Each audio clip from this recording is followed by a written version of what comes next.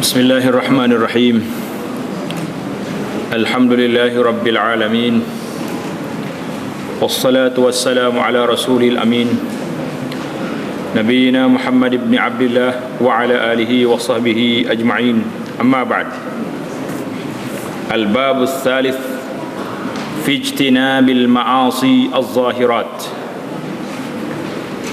Jadi dalam kitab kita ini Hidayatus Salikin, syarah kepada kitab Bidayatul Hidayah lil Imam Al-Ghazali yang disyarah oleh Syekh Abdul Samad Al-Falimbani rahmatullahi al-jami'.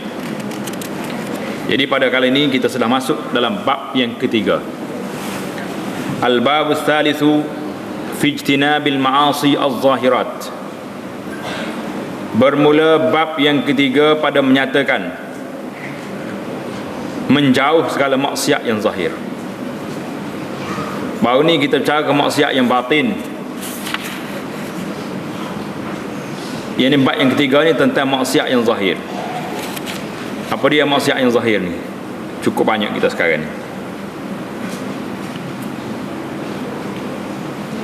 Kata Al-Imam Al-Ghazali rahimahullahu ta'ala, i'lam anna ad-dina syatran, ahaduhuma tarkul manahi wal akharu fi'lut ta'at, wa tarkul manahi hiya al-ashad, fa inna at-ta'ati yaqdiru 'alayha kullu ahad, wa tarkus syahawati la yaqdiru 'alayha illa as-siddiqun. Walidhalika qala Rasulullah sallallahu alaihi wasallam, al-muhajiru man hajara su' wal mujahidu man jahada hawahu.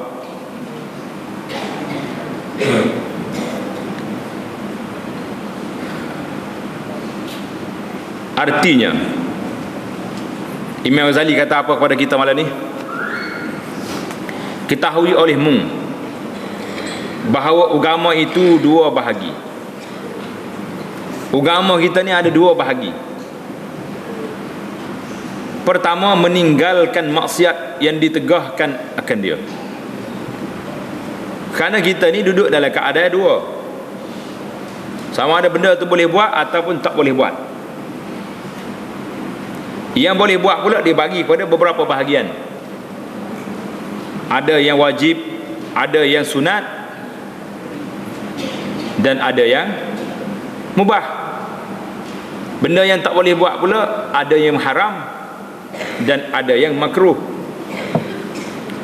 Itu bahagian ni, mana dua bahagian ni, di bawah bahagian ni ada pecahan dia pula. Yang pertama, meninggalkan maksiat yang ditegahkan akan dia. Dan yang kedua, berbuat taat yang disuruhkan akan dia. Dalam kehidupan manusia ni ada dua saja. Sama ada dia buat taat ataupun dia tinggal maksiat. Ada lagi yang lain? Itu ialah tempat dia ni. Dan meninggalkan akan segala yang ditegahkan itu sangat susah. Betul ke tak betul? Macam mana tak betul? Nasihat Imam Ghazali kata, nak tinggal maksiat itu cukup susah. Dan berbuat taat itu kuasa atasnya oleh tiap-tiap seorang. Ini kita nampak jelas kata-kata Imam Ghazali rahimahullah ta'ala. Nak buat taat, ramai orang boleh buat taat. Tapi nak tinggal maksiat sangat susah. Dan meninggalkan syahwat itu ia melazimkan akan tiada kuasa atasnya melainkan siddiqun. Ini berat kita ni. Al-Imam Al-Ghazali kata apa? Orang yang boleh tinggal maksiat ini, orang yang kuasa lawan maksiat ini, nak tinggal syahwat ni, iaitulah orang yang siddiqun. Apa dia orang siddiqun ini? Iaitulah orang yang tinggi jiwanya.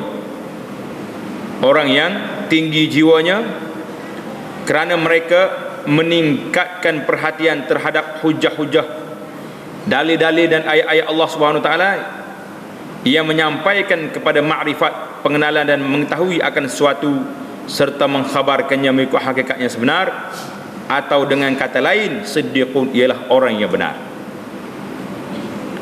Tak mampu nak tinggal maksiat ini, nak tinggal syahwat ini, kecuali orang yang siddiqun, orang yang benar.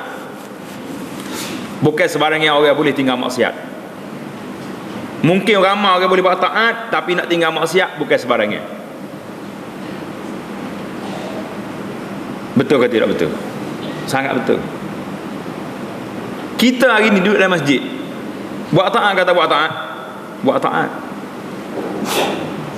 Mari ke masjid awal, taat. Bila sambil-sambil nak tunggu salat, nak tunggu sembahyang, nak tunggu azan, mengupak orang. Syahwat ke tak syahwat tu? Syahwat. Kata itulah dia kata ramai orang yang boleh buat taat, tapi tidak ramai orang yang boleh meninggalkan maksiat. Ini yang kita takut. Kita keluar daripada rumah kita, satu langkah ke masjid dapat pahala. Masuk dalam masjid, kita rusakkan pahala kita itu dengan kita buat maksiat, kemungkaran. Mungkar ni bukan pergi curi, mengopak orang. Duduk mengopak orang dalam masjid, berat dosa. Duduk buat fitnah pada orang, berat dosa. Apa yang kita tak buat? Pasal itulah dia kata melakukan taat itu kuasa atasnya oleh setiap orang, tapi meninggalkan maksiat, meninggalkan syahwat tidak mampu, tak boleh, tak kuasa dibuat kecuali orang-orang yang siddiqun. Ini kita nampak depan mata kita. Ramai sekali ahli ibadat, orang yang buat ibadat kepada Allah SWT, tapi berapa ramai orang yang sanggup meninggalkan maksiat. Ini kita takut. Kita duduk dalam masjid dalam surau, tapi dari segi muamalat kita bergelumang dengan riba, bergelumang dengan muamalat yang tidak Islam. Ibadat kita kuat, tapi maksiat kita tidak tinggal. Ini yang kita takut sekali. Kita tidak naik tahap orang yang benar dengan Allah Subhanahu wa taala. Dan dari kerana inilah sabda Nabi sallallahu alaihi wasallam, bermula orang yang muhajir. Apa dia muhajir? Orang yang hijrah itu, yang berpindah itu, seorang yang meninggalkan akan kejahatan. Dan orang yang berperang sabil itu, iaitu orang yang memerang hawa nafsunya. Orang perang hawa nafsu dia. Jadi hadis kita ni, lafaz yang disebut dalam kitab kita, al-muhajiru man hajara su. Dalam riwayat yang lain yang diriwayat oleh al-Imam al-Bukhari rahimahullah taala, al-muhajiru man hajara ma nahallahu anhu. Maknanya lebih kuat. Makna orang yang muhajir, orang yang berpindah itu, iaitulah orang yang berpindah meninggalkan perkara yang dilarang oleh Allah Subhanahu wa taala. Itu mana orang hijrah betul. Kalau sekarang kita hijrah daripada kampung ni pergi duduk di kampung lain, tapi perangai sama, tak ada arti. Hijrah daripada kampung kita ke Madinah sudah tidak ada lagi selepas daripada pembukaan kota Mekah tahun yang ke-8 hijrah. Yang ada lagi, kata Nabi sallallahu alaihi wasallam, hijrah berpindah meninggalkan benda-benda yang ditegah oleh Allah Subhanahu wa taala. Berani ke tak berani kita? Tak berapa berani. Dalil tak berani, tak tinggal maksiat. Berani ke tidak? Ini berat. Contoh yang paling dekat sekali, yang paling mudah sekali. Kita berpuasa dah, solat dah. Nak tinggal rokok tak boleh. Ini menunjukkan kita ni terlalu lemah, amat lemah dalam menghadapi hawa nafsu. Di akhir zaman ini, di saat kita barang-barang naik ni, rokok berapa sebungkus sekarang? RM9. Kau berapa? Berapa harga rokok sekarang? Dulu RM8, lah ni lebih dah rasanya. RM8. RM9 sebungkus. Tak kenyal sikit habuk. Kau kenyal? Tak kenyal lah. RM9 ni kecil ke besar? Satu nilai yang cukup besar. Kita boleh makan 4 buku nasi yang mengenyangkan. Syarikat buat rokok pada siapa dia? Syarikat orang kafir. Duit kita pergi kepada syarikat orang kafir. Tak boleh juga nak berhenti walaupun sudah berhijrah, pindah daripada tempat lain duduk tempat lain. Kerana inilah yang dikatakan Imam Ghazali, orang yang nak tinggal nafsu, nak lawan nafsu, bukan sebarang orang. Orang beribadat semua orang boleh buat, nak tinggal nafsu bukan sebarang. Kata-kata ni cukup tepat, betul, dan kena atas kepala kita. Kena ke tak kena? Kena. Jadi hak mana ada ni lawan lah nafsu kita. Mula-mula start kita lawan nafsu, tinggal rokok. Dia mengata ada juga ustaz waktu fatwa halal, biar dia lah. Tapi yang pentingnya, siapa dia buat rokok tu? Tentu dah syarikat Yahudi, syarikat orang kafir yang bawa. Dan tak ada manfaat ke apa-apa. Selain daripada kita menghabiskan RM10 sebuku yang tidak memberi manfaat, pulangan yang baik untuk kesihatan apa tidak, kenyai apa tidak, banknya busung, bawa pula kepada kemungkaran, kerana kita membantu syarikat-syarikat Yahudi yang menguasai negara-negara umat, yang menindas negara umat Islam hari ini. Nak lawan nafsu hak ni pun tak gerak. Lagu mana nak lawan hak lebih besar lagi pada ni? Siapa dia berani tunjuk anak jantan. Mulai hari ni aku tak sih dah bagi Yahudi ni, lepas tu. Boleh ke tak boleh? Kalau selagi tak boleh tu, selagi itulah kita tak usah mengaku hebat kita lemah di hadapan syahwat kita. Lemah ke tak lemah? Lemah. Kita baca kata-kata Ghazali ni cukup kena atas kepala kita. Dia kata apa ni? Fa inna ta'at yaqdiru 'alaiha kullu ahad. Buat taat ramai orang boleh buat, tapi nak tinggal maksiat bukan sebarang yang manusia boleh buat. Jadi kita jadilah letak diri kita ni orang yang benar, orang yang siddiqun. Lagu mana nak ikat lidah kita daripada mengumpat orang? Lagu mana nak ikat lidah kita daripada perbuatan-perbuatan bercakap tak betul dan sebagainya? Boleh ke tak boleh? Payah. Payah ke tak payah? Cukup payah. Berapa ramai kita bila kita bicara dalam masalah ni, masalah maksiat, kita nak nampak benda-benda orang lain buat maksiat, kita tak nampak kita sendiri kemungkaran yang ada di pihak kita. Dan lagi kata Imam Al-Ghazali rahimahullah ta'ala, wa'lam annaka innama ta'sillah azza wa jalla bi jawarihika fa innama hiya ni'matun minallahi alaika wa amanatun ladaika fasti'anatuka bi ni'matillahi ala ma'siyatih ghayatul kufran wa khiyanatuka fi amanatin auda'aka Allahu ghayatat tughyan kata fa'adha'uka ri'a'uka fanzur kaifa tar'aha fakullukum ra'in wa kullukum mas'ulun an ra'iyati. Artinya ketahui olehmu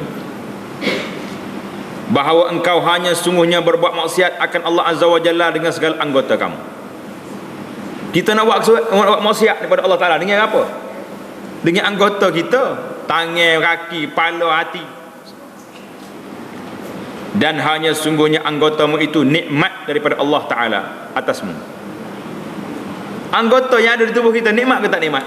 Nikmat. Kalau Tuhan tarik sikit, rasa selalu duka cita. Dia tarik mata, tak nampak mata. Dia tarik kesihatan, nak makan benda tak sihat dah. Masin tak boleh makan, manis tak boleh makan, minyak tak boleh makan. Banyak dah nikmat sudah tarik. Tapi kita tak khabar dengan nikmat Allah Ta'ala ni apa yang kita buat. Hanya sungguhnya anggotamu itu nikmat daripada Allah Ta'ala atasmu. Dan pertaruhan padamu, pertaruhan itu maksudnya satu amanah, simpanan pada kamu. Mana anggota kita ni Allah Ta'ala satu simpanan itu letak pada kita, mu jaga molek. Maka jika engkau perbuat akan maksiat dengan sesuatu daripada anggotamu itu, seolah-olah engkau minta tolong dengan nikmat Allah Ta'ala atas berbuat maksiat, maka yang demikian itu sehingga-hingga, apa dia sehingga-hingga? Sebenar-benar ataupun sehabis-habis kufur bagi nikmat Allah Ta'ala, yakni menyalahi akan dijadikan Allah Ta'ala dengan dia.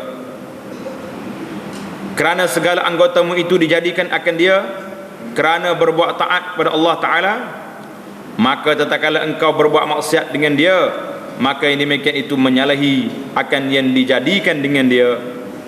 Inilah makna kufur di sini, iaitu dinamakan kufur nikmat, dan bukan makna kufur di sini kufur kepada agama yang terkeluar daripada Islam itu. Makna kufur di sini ialah kufur nikmat Allah Subhanahu Wa Taala. Tuhan beri tangan kepada kita. Kita tidak guna tangan ni untuk didik anak kita baik-baik, untuk cari nafkah yang halal, cari rezeki yang baik, bagi derma pula, tolong orang dengan tangan kita. Tak. Tangan yang kita ada ni kita guna untuk katak orang, untuk menindas orang, untuk curi, untuk bagi rasuah, untuk makan riba. Mulut yang kita ada ni kita tak guna untuk berzikir kepada Allah SWT. Sebaliknya kita guna untuk mengupak orang, untuk cakap benda-benda yang tidak baik. Seterusnya anggota lain, tangan, kaki, apa saja yang ada di tangan kita, nikmat Allah Ta'ala ni kita guna kepada perkara yang tidak sepatutnya. Seolah-olah kalau kita sini atas dunia sama kita ni, kita pergi rumah orang, minta pinjam parai dia. Pakcik pinjam parai, nak nebah. Bila kita beri parai, kita ambil parai ni pula pergi catut atas kepala dia. Berat kata berat nyakit. Allah, dia terjeruhnya dia ni. Pinjam parai kita, katok kita, ngetokak kita sendiri, ngeparai kita. Berat lagi. Kalau katok ngeparai dia pun berat dah. Katok ni hak kita pula, hak kita beri ke dia. Dahsyat atau tak dahsyat? Lagi berat. Bandingnya malam ni memang mana yang cukup berat. Imam Ghazali kata, guna nikmat Allah Ta'ala yang Tuhan beri kamu untuk maksiat kepada Allah. Nyakit kita memang nyakit. Supaya ibarat kita saat ni, kita ambil pitih beri korang, ambil sedekah duit 10 riyal pergi beli makan, dia pun ambil pitih boleh pakai, sepatutnya dia kata terima kasih lah beri pitih kambor ni. Suruh pun pitih dia pakai, cis pasal menatan ni. Agak-agak lagu mana kita? Manusia apa lagu ni? Orang pitih dia nyecis balik kita. Sepatutnya terima kasih tak? Allah, terima kasih lah.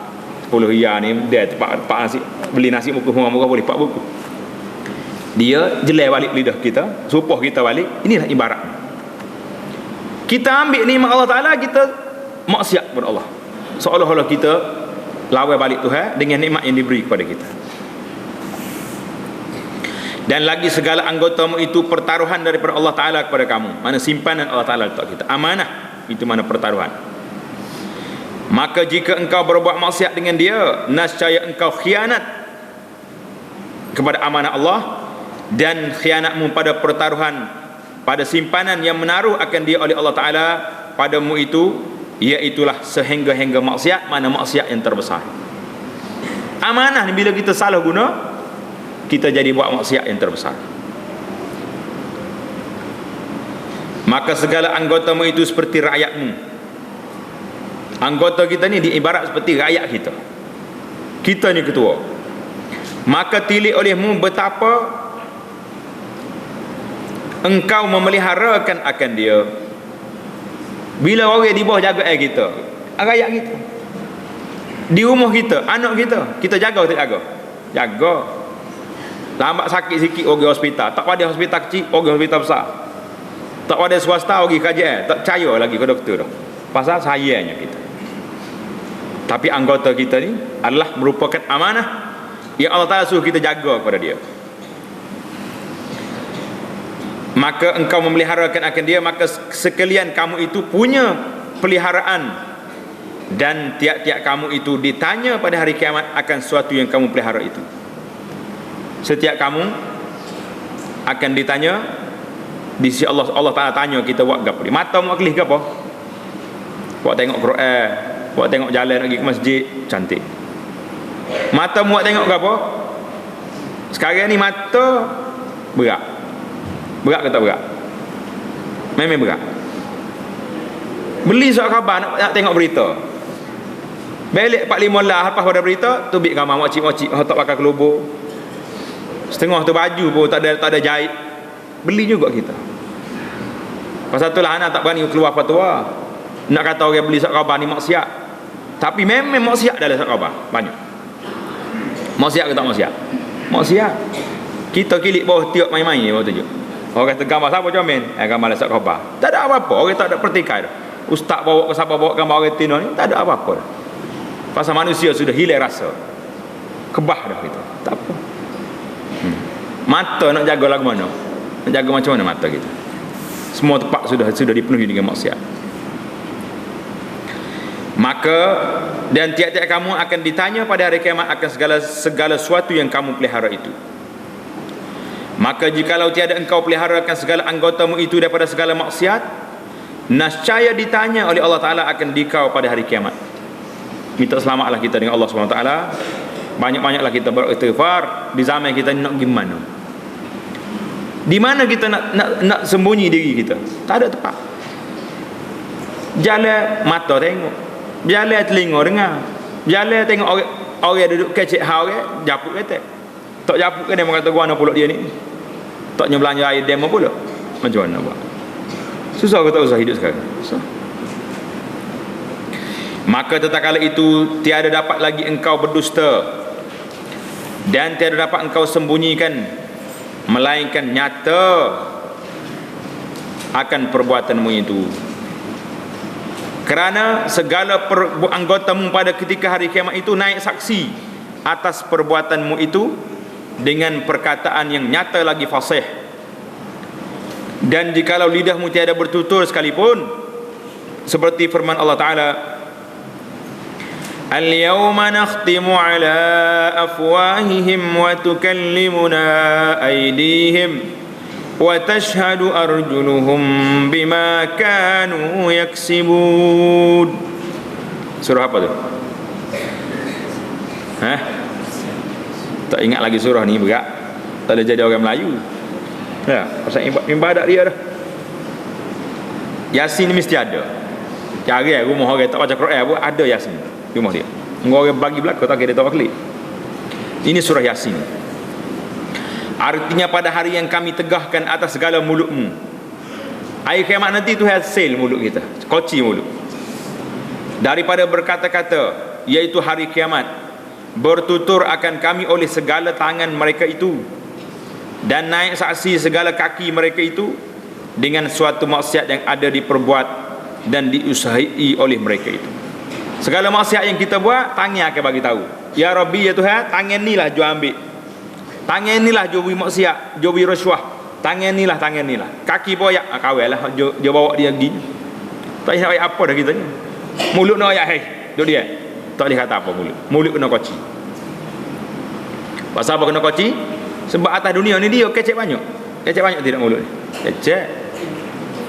Dan lagi firman Allah Ta'ala, Yawma tashhadu alaihim alsinatuhum wa aydihim wa arjulihim bima kanu ya'malun.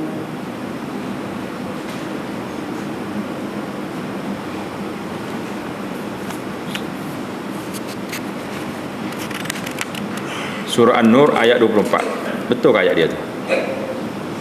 Ada ayat Quran sana, tengok.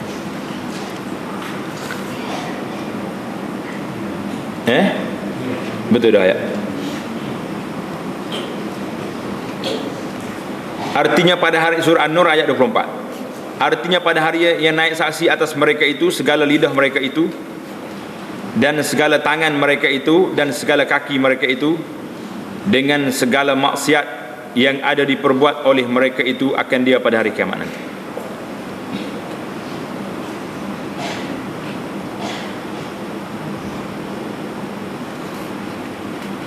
Syahdan, segianya engkau peliharakan segala badanmu.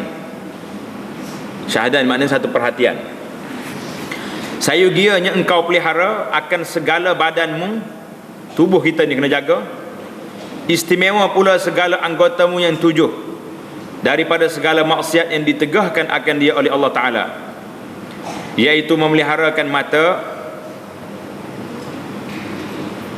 daripada, dan telinga, dan lidah, dan faraj, kemaluan, dan perut, dan tangan, dan kaki.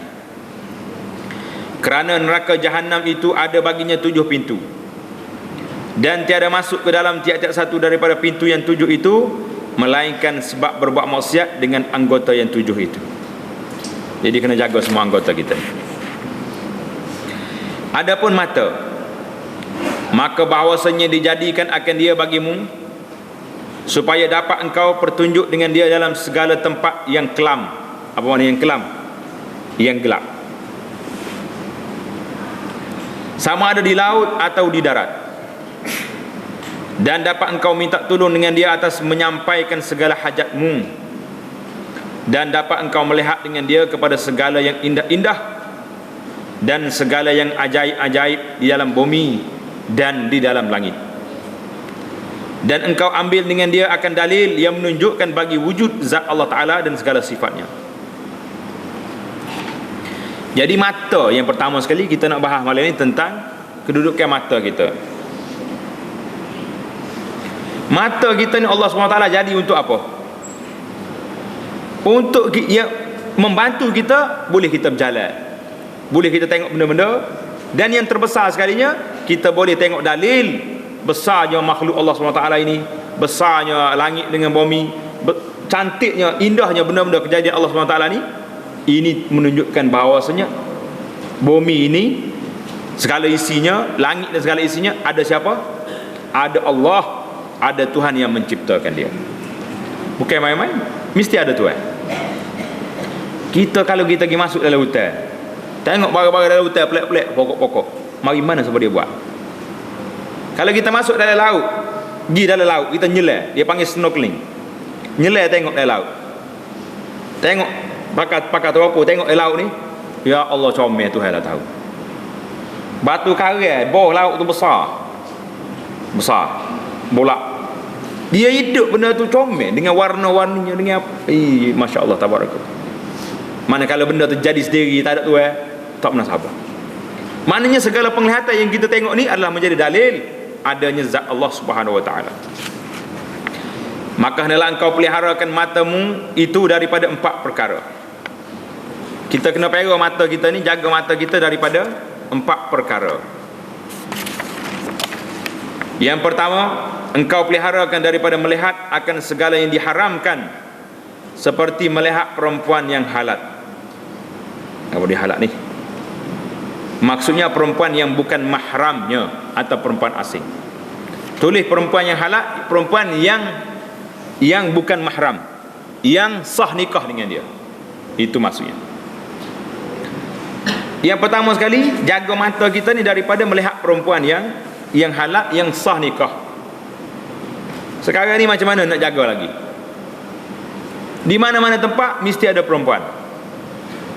Pergi sekolah, capur. Pergi berjabat, perempuan laki-laki sekali. Di mana saja tempat kita pergi, semua ada duduk sekali dah, tak ada apa-apa. Ini jadi masalah. Bahkan kalau dalam majlis-majlis ilmu pun, dalam forum ke, dalam ceramah ke, sekali orang perempuan dengan laki-laki duduk sebelah-sebelah, duduk forum situ. Sedangkan ramai lagi ustaz lain. Dalam majlis orang perempuan, letak ustazah sama ustazah. Tapi dah jadi satu adab istiadat dah. Tak lengkap kalau tak ada ustazah dalam majlis tu. Kalau salah ada ustaz tak mahu berforum dengan ustazah, dia kata ustaz ni mari mana ketinggalan zaman ni. Ini masalah kita.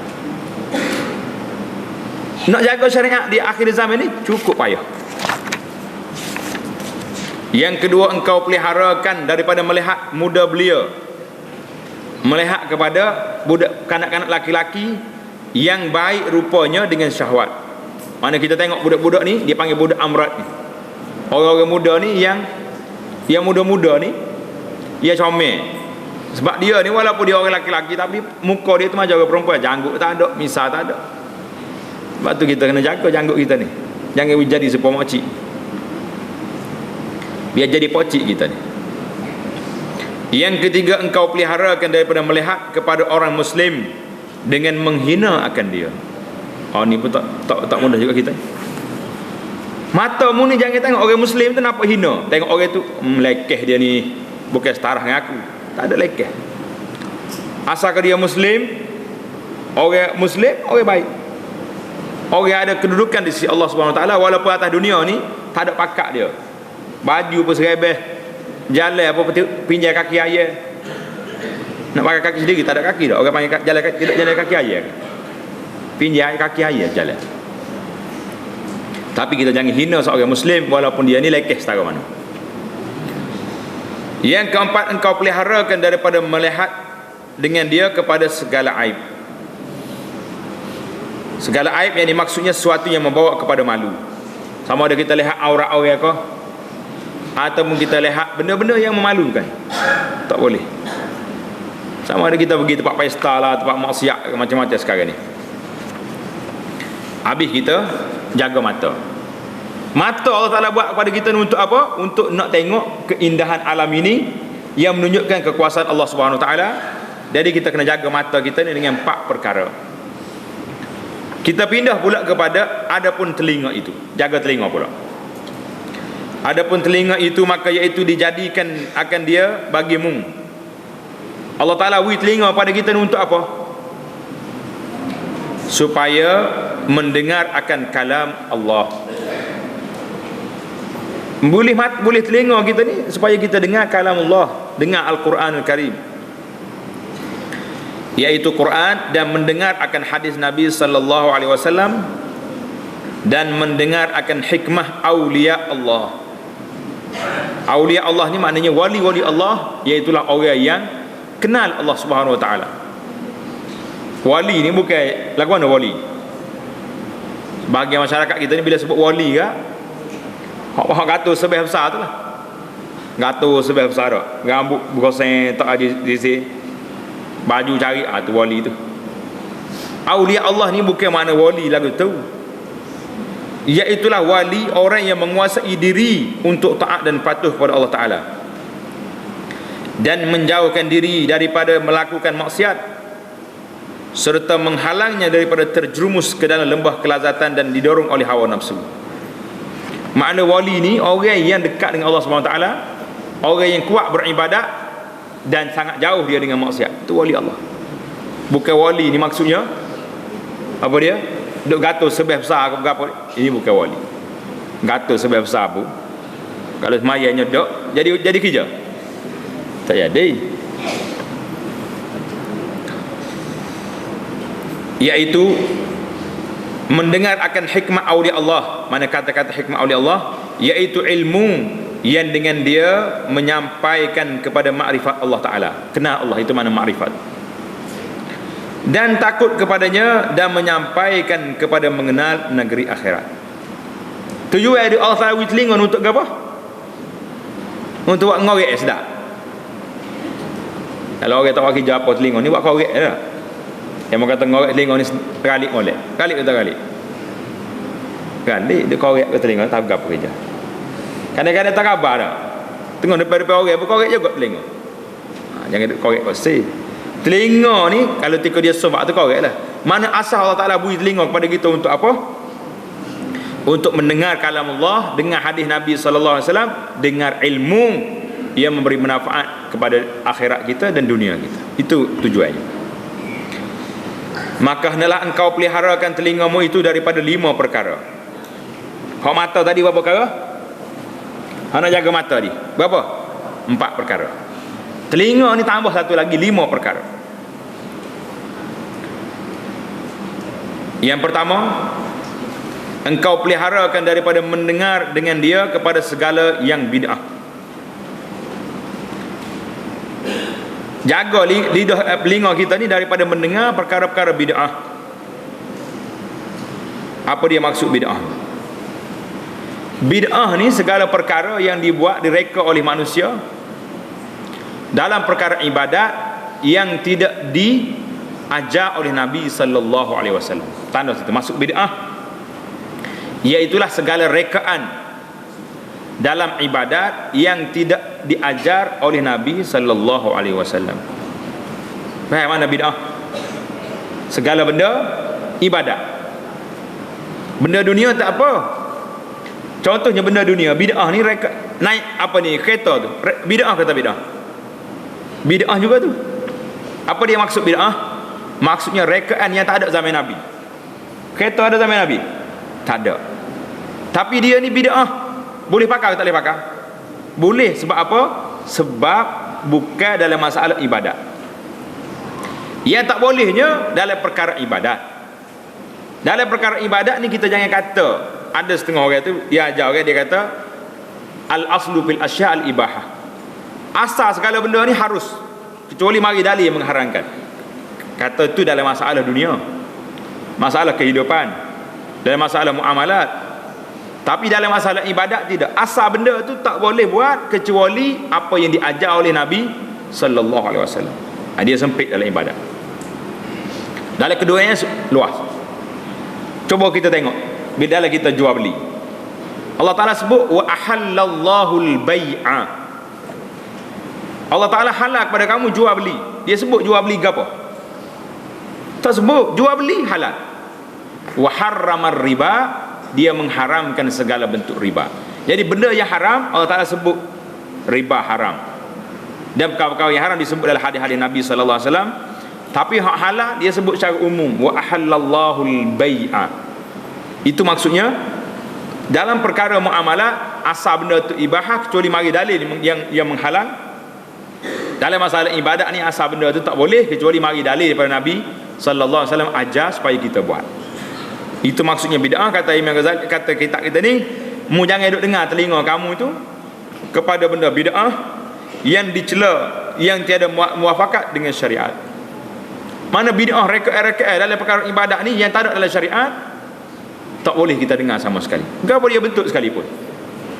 Jadi kalau kita tanya buat kau ni ibadat ni, kita kena tanya mana dalil dia. Tak payah dalil-dalil lah. Dia kata moga nak buat benda baik. Kata betul kita nak benda baik. Tapi kita kena ingat Allah SWT sebut dalam Quran, al-yauma akmaltu lakum dinakum wa atmamtu alaikum ni'mati wa raditu lakumul islam madinah. Dekat dengan Nabi nak wafat, waktu Nabi kita berada di Arafah, sewaktu mengerjakan hajjatul wada', tahun yang terakhir tu, ayat Quran mengatakan agama ini telah sempurna. Jadi kalau kita kata Nabi tinggal lagi tak ajar benda-benda lagu ni, maknanya kita seolah-olah kita mengatakan ada lagi ajaran Islam yang tertinggal, tidak diberitahu oleh Nabi sallallahu alaihi wasallam. Maka kita termasuk dalam dua kes ini. Yang pertama sekali kita kata Islam ni belum sempurna. Yang kedua kita kata Nabi tak ajar benda-benda dalam perkara ibadat yang diajar oleh orang kemudian. Bahaya ke tak bahaya? Bahaya dari sudut pelaksanaan ibadat yang direka cipta oleh manusia. Jadi kata kita ni, pelihara linga kamu ni daripada mendengar perkara bid'ah yang dicela, yang tiada muafakat dengan syariat Islam. Perkara yang kedua yang kita kena jaga, engkau peliharakan daripada mendengar dengan dia akan orang yang mengumpat orang. Kalau kita pergi dekat ni, orang duduk kecek orang, lagi lah duduk lain lalu. Kalau terbaik kalau kita duduk juga, apa jadi? Kita share sekali dengan dia, nak jawab dia. Dan jangan engkau sangka dosa itu tertentu bagi orang yang mengata dengan dia. Tak apa hamba duduk sini pun, orang itu duduk ngumpat orang. Tak apa duduk sini, dia ngumpat bukan saya. Faham ke tak faham? Dalam kitab ni kata apa? Jangan engkau sangka, jangan mu sangka dosa itu tertentu bagi orang yang mengata dengan dia, tetapi dapat pula dosa yang mendengar dengan dia. Orang dengar apa serupa juga kalau duduk cokos itu, kecuali kita bantah. Kalau orang duduk tuduh, orang duduk macam-macam. Di zaman kita sekarang ni zaman fitnah, berhati-hati menerima berita. Kalau orang main royak, ustaz ni begini, orang ni begini, jangan terima bulat-bulat, kecuali kita betul-betul ada bukti bahawa orang ni kata sungguh. Berat sekarang ni, zaman fitnah ni memang masalah. Jadi kalau orang duduk ngumpat orang, kita duduk sekali dengan dia, kita kena sekali. Dapat pula dosa orang yang mendengar akan dia itu seperti orang yang mengata akan dia. Hak je dengar tu serupa dengan hak je kata. Larilah kalau tak saya dosa kat, lagi duduk lain. Jangan kita tunggu di situ, cari pasal kita kalau duduk situ. Karena diriwayatkan daripada Nabi sallallahu alaihi wasallam, innal mustami' syarikul qail wa huwa ahadul mughtabin. Artinya bahawa orang yang mendengar itu menyengutu, mana bersyarikat bagi orang yang berkata, dan iaitu satu daripada dua orang yang mengumpat. Hadis ini kata muhakkik dia, lam ajid mukharrijuhu, saya tak jumpa hadis ini dalam kitab-kitab hadis. Tapi kalau tahqiq yang kedua ni, muhaqqiq yang kedua ni, dia kata hadis ni riwayat At-Tabarani daripada Ibnu Umar. Rujukan dianya Al-Arba'in fi Usuluddin, Bidayatul Hidayah, Ihya Ulumuddin. Maknanya dia tak jumpa sungguh sebab dia tak rujuk, kita tidak ada rujukan daripada kitab hadis. Jadi ahli takhrij hadis dia kata lam ajid mukharriju, saya tak jumpa dalam kitab hadis. Manakala jumpa dalam kitab Usuluddin ke apa-apa, tapi dalam kitab hadis tidak ada asal. Yang ketiga, artinya bahawasanya orang yang mendengar itu menyengutui bagi orang yang berkata, dan iaitu satu daripada dua orang yang mengumpat. Yang ketiga, engkau peliharakan daripada mendengar dengan dia kepada perkataan yang keji. Kita jaga telinga kita ni daripada mendengar perkataan yang keji.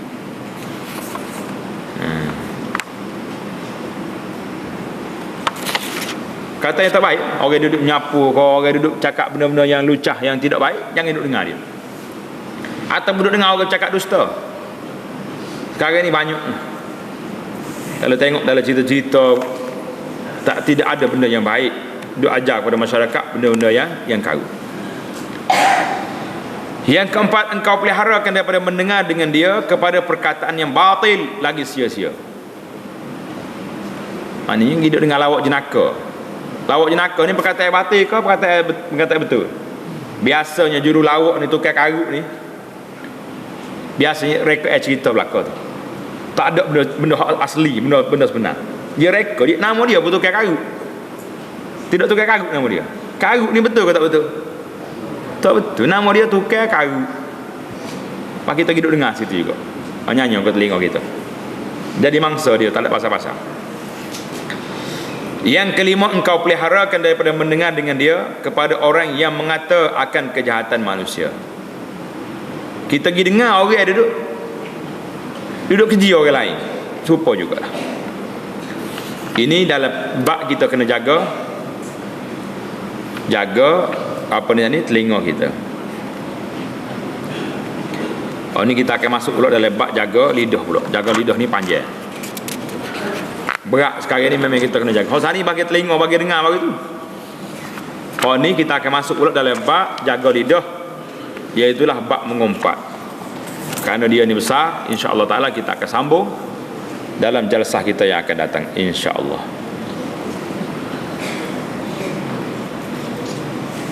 Subhanakallahumma bihamdika asyhadu an la ilaha illa anta astaghfiruka wa atubu ilaik. Subhanakallahumma wa bihamdika asyhadu an la ilaha illa anta astaghfiruka wa atubu ilaik. Wa sallallahu wa sallam wa barak ala Muhammad wa ala alihi wa sahbihi ajma'in. Alhamdulillahirabbil alamin.